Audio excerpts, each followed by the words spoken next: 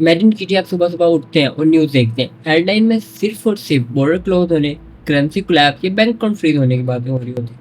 आप फ़ौरन से अपना फ़ोन पकड़ते हैं और बैंक अकाउंट लॉगिन करने की कोशिश करते हैं। लेकिन आपको सिर्फ़ और सिर्फ़ लोडिंग स्क्रीन घूमती हुई नज़र आती है और ऐप बंद हो जाती है। उस वक़्त आप अपने पैसे नहीं खो रहे होते, आप अपना कंट्रोल खो रहे होते हो। लेकिन दुनिया को लगता है कि वॉर से सिर्फ़ वेल्थ डिस्ट्रक्शन होता है। लेकिन अगर हम ह्यूमन साइकोलॉजी के सबसे गहरे और बड़े सच को देखें, तो समझ आएगा कि वो एक्चुअली में वेल्थ माइग्रेशन का कैटालिस्ट है। और ये मूवमेंट गोल्ड या कैश की तरफ नहीं, बल्कि एक ऐसे डिजिटल एसेट की तरफ है जो बॉर्डर्स, जनरल या गिरते हुए रेजिमेंट्स की परवाह नहीं करता। आज हम बात करेंगे फियर मनी की डार्क साइकोलॉजी के बारे में, और यही क्यों बिटकॉइन के लिए चॉइस एक फ्यूल की तरह काम करता है। अब तक दुनिया नॉर्मल है, हम सिस्टम पर ट्रस्ट करते हैं। हमें लगता है कि जो बैंक अकाउंट में दिए गए नंबर हैं ये रियल है। लेकिन जैसे ही हमें रियलाइज़ होता है कि जो सरकार, ये जो स्टेट है, ये अपने सर्वाइवल्स के लिए हमारे एसेट्स को ब्लॉक कर सकती है, इसमें आपका दिमाग एक अलग स्टेट ऑफ माइंड में चल जाता है। इसे हम सेंसरशिप पैनिक कहते हैं। इसको एक प्रैक्टिकल एग्जांपल समझते हैं। फर्ज करें आप कॉन्फ्लिक्ट जोन से निकल रहे हैं, आपके पास गोल्ड पार्ट है, जो कोई भी चेक पोस्ट पर कोई भी सोल्जर उनको सीज कर सकता है। और उसी जगह पर आपके पास 12 वर्ड का सीड फ्रेज है जो आपके दिमाग में। साइकोलॉजी सिंपल है, सर्वाइवल।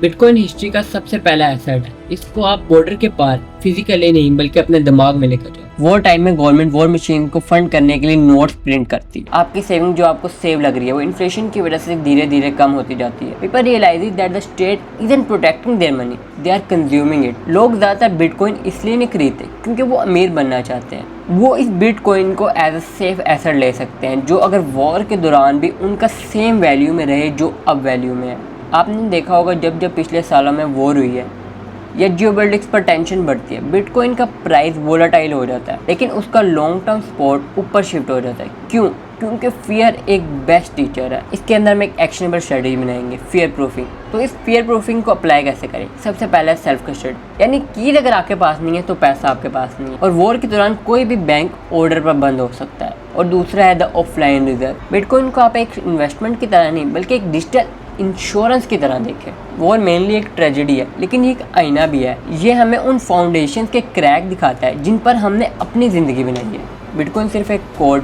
ब्लॉकचेन या एसेट नहीं, ये एक रिस्पॉन्स है हमारा उस दुनिया के लिए जो हमें प्रूव कर चुके हैं कि वो हमारे सर्वाइवर के लिए रिलायबल नहीं है। दुनिया जितनी फ्रेजाइल होगी ये उतना ही रोबस्ट बनता जाएगा। खुद से एक सवाल पूछिए, आपके सारे एसेट्स, आपका सारा कुछ किसी और की परमिशन का मोहताज हो जाए तो आप क्या करेंगे? तो as per the investment point of view, bitcoin सिर्फ और सिर्फ एक कॉइन नहीं है, बल्कि ये एक डिजिटल इंश्योरेंस है कि जब वॉर होएगी बिटकॉइन ज़्यादा स्ट्रॉन्ग होगा। तो अगर आपको वीडियो ये अच्छी लगी और मेरा ये पॉइंट ऑफ व्यू अच्छा लगा कि बिटकॉइन क्यों वॉर के लिए इम्पोर्टेंट है, क्यों स्ट्रॉन्ग है वॉर में, तो इस चैनल को सब्सक्राइब कीजिए और वीडियो को लाइक ज़रूर कीजिएगा।